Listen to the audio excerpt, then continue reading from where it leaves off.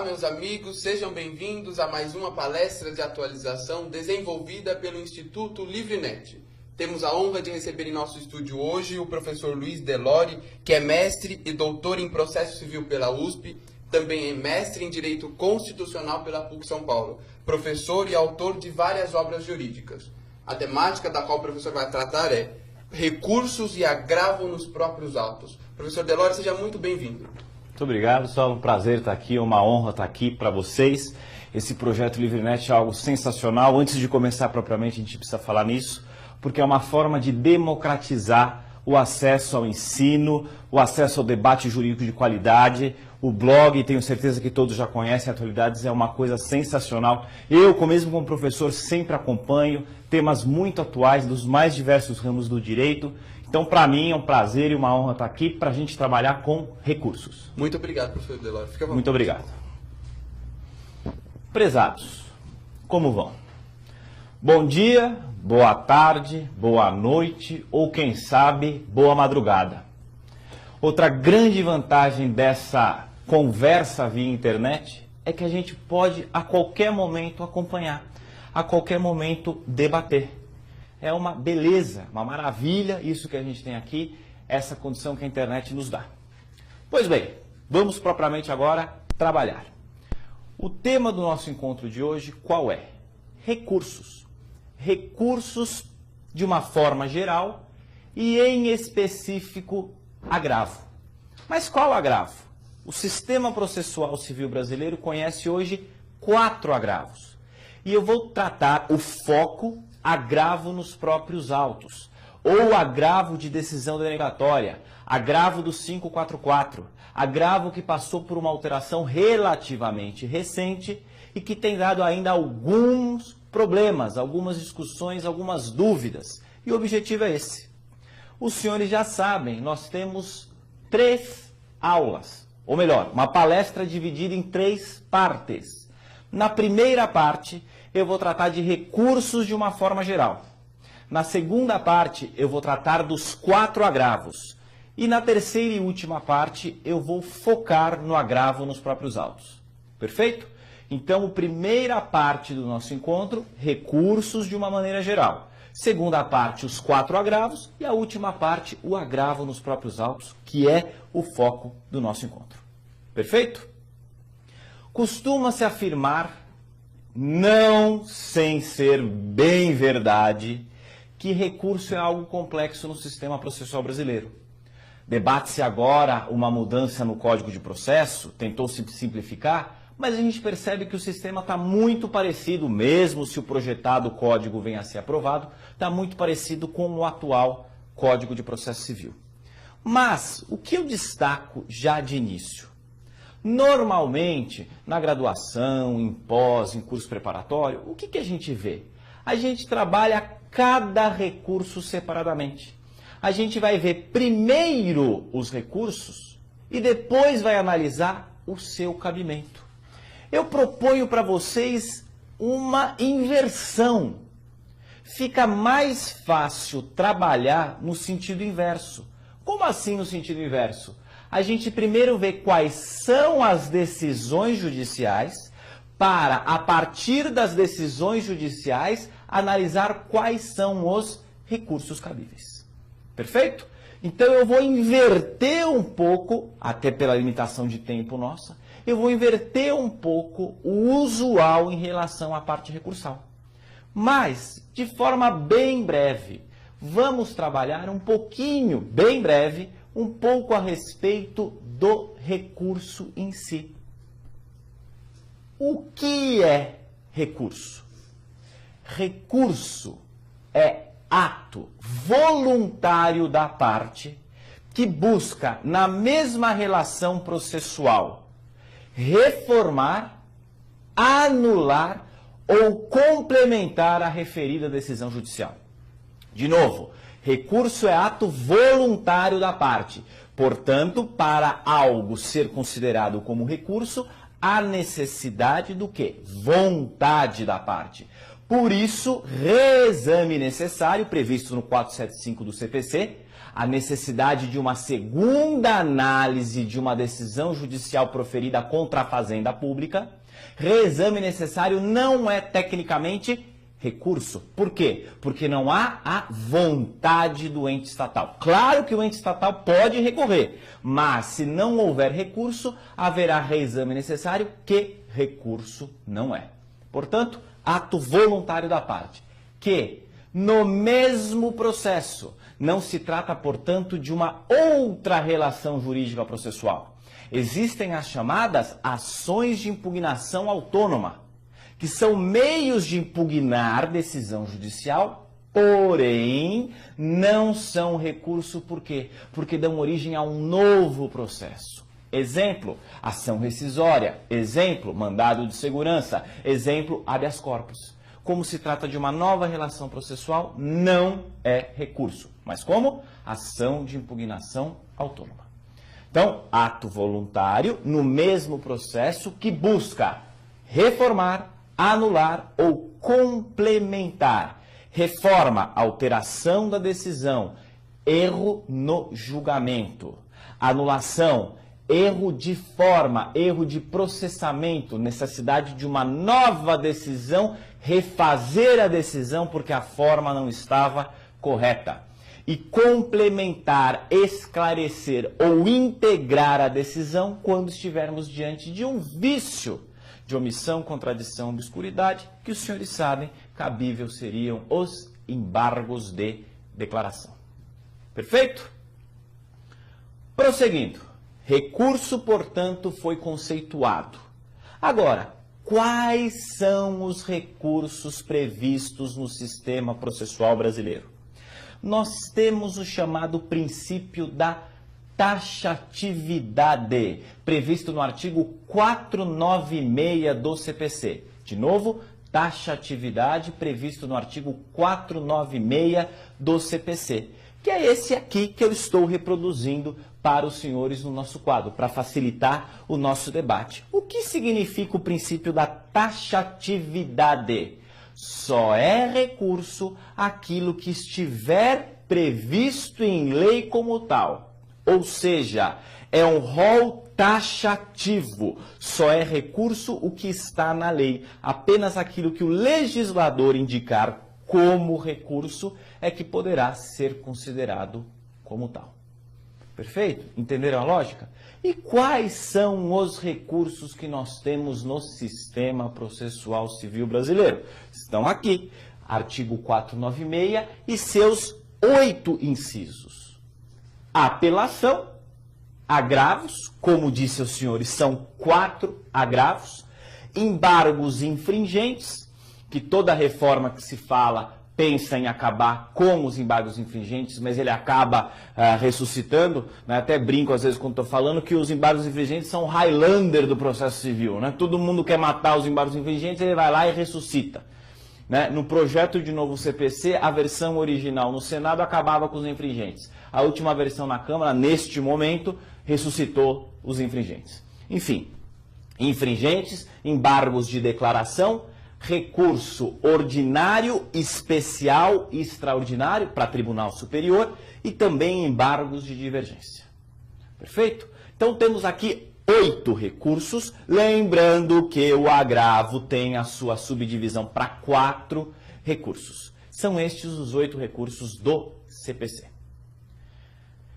E aí os senhores vão perguntar, Delori, só isso mesmo? Acabou? São só esses 8 recursos? Não necessariamente. Por quê? Porque fora do CPC nós temos também outras previsões, outras possibilidades de recurso. O principal é isso, mas nós temos, por exemplo, na Lei 9.099, um recurso que cabe de sentença que não recebe o nome de apelação. E que na falta de nome, recebe nome de recurso, e que na falta de nome, a doutrina e a prática, a própria jurisprudência, deu o nome de recurso inominado. Não sei se já pararam para pensar como é curioso isso, né? O recurso não tem nome. Só que o pessoal do direito, o pessoal do processo civil, é tão desesperado para catalogar tudo, né? Não. Recurso é gênero, precisa ser uma espécie. Então dá-se o nome de recurso sem nome. Como o recurso sem nome ia ficar esquisito, fica o recurso inominado, que é o uso, é o nome consagrado pelo uso no que diz respeito ao recurso de sentença no juizado especial civil. Perfeito? Mas, prosseguindo, temos então, do básico, estes 8 recursos previstos no CPC. Além, no artigo 500, da figura do recurso adesivo, que também não é o foco do nosso encontro de hoje. Mas existem 4 possibilidades dentre esses 8 do recurso adesivo, segundo o artigo 500 do Código de Processo Civil. Pois bem, qual é a minha sugestão para os senhores? Vamos inverter, que é o que eu disse agora há pouco. Usualmente a gente analisa cada um destes recursos e vai ver quando ele é utilizado. Vamos inverter. Vamos começar a trabalhar pelas decisões. Como assim pelas decisões? O juiz no processo pode proferir uma série de decisões. Seja o juiz de primeiro grau, seja o desembargador ou ministro nos tribunais. Desembargador nos tribunais intermediários, ministro nos tribunais superiores, os senhores estão cansados de saber isso. Pois bem, quantas são as possíveis decisões proferidas por um juiz? 5. O juiz, o magistrado de uma forma geral, pode proferir 5 decisões. 3 decisões pelo juiz de primeiro grau e 2 decisões pelos desembargadores e ministros. Inverte a lógica. Quais são as 3 decisões que um juiz de primeiro grau pode proferir? Artigo 162 do CPC. E o artigo 162 do CPC traz, nos seus 3 parágrafos, 3 possíveis decisões. Quais são essas 3 possíveis decisões? Sentença, interlocutória, decisão interlocutória e despacho. Portanto, o juiz de primeiro grau profere sentença, interlocutória ou despacho. São as 3 possíveis decisões de um juiz de primeiro grau. Despacho, começa de baixo para cima. Despacho serve apenas para dar andamento, mero andamento, diga a parte contrária, autos ao MP, manifeste-se as partes. É só dar um andamento no processo. Apesar de receber o nome de decisão, tecnicamente não há uma decisão no sentido de escolha entre a possibilidade A e a possibilidade B. Já na interlocutória, há sim decisão. O juiz pode deferir ou indeferir a prova. O juiz pode conceder ou negar a antecipação de tutela. Ou seja, dentre 2 ou mais possibilidades, o juiz opta por uma. Porém, o processo prossegue. E, finalmente, a sentença, que até 2005 tinha uma forma fácil de visualizar, que sentença era o ato que extinguia o processo, com ou sem mérito. Na reforma de 2005, que alterou o processo de execução, que também não é foco nosso hoje, o código acabou piorando do ponto de vista didático o conceito de sentença. O código hoje fala, sentença é o ato que implica uma das situações do artigo 267 ou 269. E o que é o 267 do CPC? Extinção do processo sem resolução de mérito. E o que é o 269? Decisão de mérito. Ou seja, despacho só dá andamento. Interlocutório, o juiz decide entre 2 ou mais possibilidades, porém o processo prossegue. E na sentença, o juiz ou extingue sem mérito ou julga procedente ou improcedente. Para facilitar, acaba o processo em primeiro grau. O juiz aprecia a lide ou extingue o processo sem resolução de mérito, sem análise da lide. Perfeito? Prosseguindo. E o desembargador? E o ministro?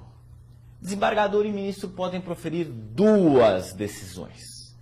Uma delas é a decisão colegiada, em que pelo menos 3 desembargadores vão se manifestar. Os senhores sabem disso. Relator, revisor e terceiro.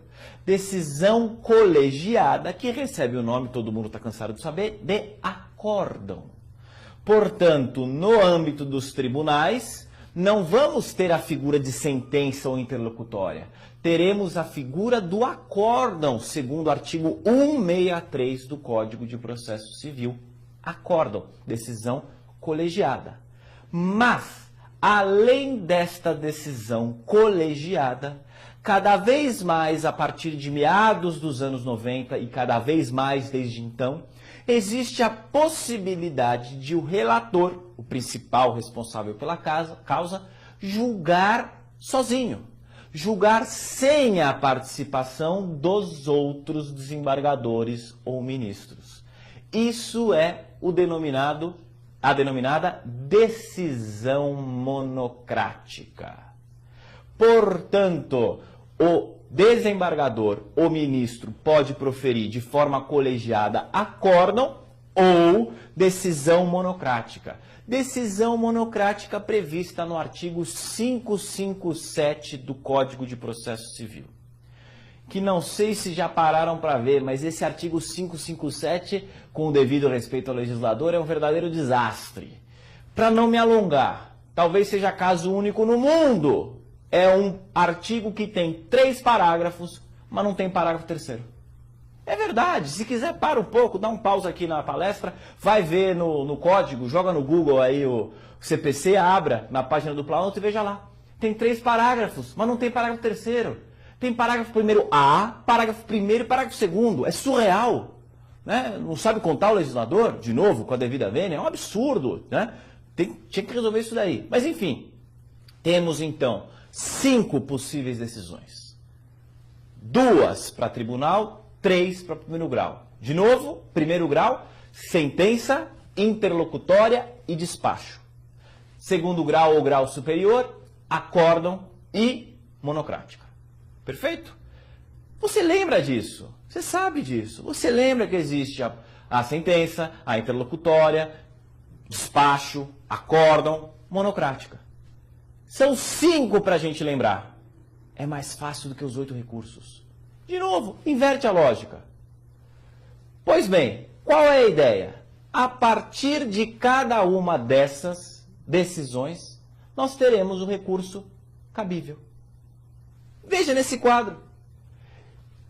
Sentença. Sentença vai ser atacada por o quê? Vocês sabem. Apelação.